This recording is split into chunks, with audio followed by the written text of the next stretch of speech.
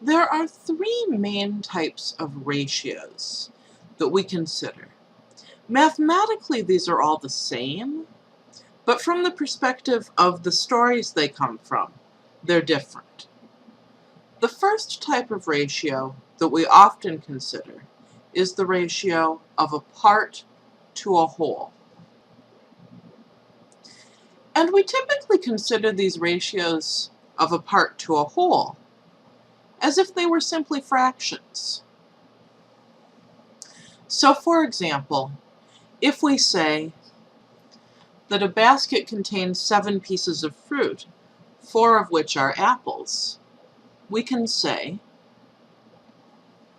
that the ratio of apples to all fruit is 4 to 7, or 4/7. We could equivalently say 4/7 of the pieces of fruit are apples. Notice how we use this fraction of language. 4/7 of the pieces of fruit are apples.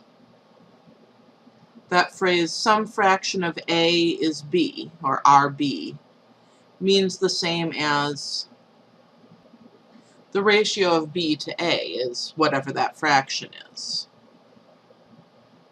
Or, in other words, yet again, multiply B by the fraction to get A. So if we say 4/7 of the pieces of fruit are apples, that means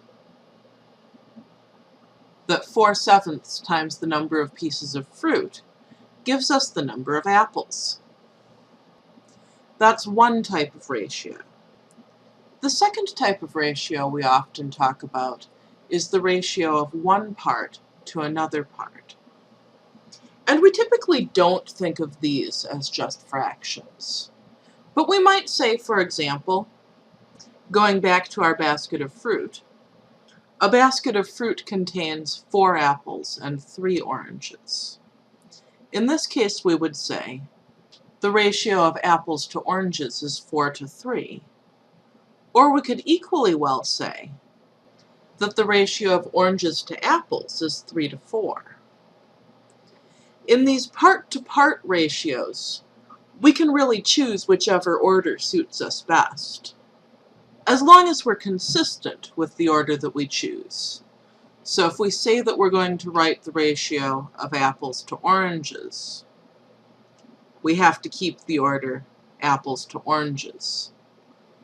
If we say we're going to write the ratio of oranges to apples, we have to keep the order oranges to apples.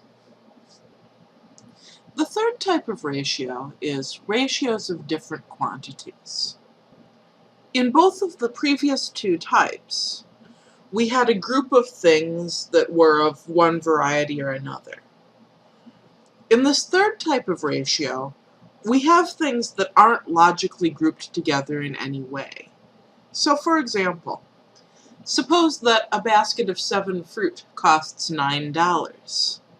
Then the ratio of cost to fruit is $9 for every 7 fruit.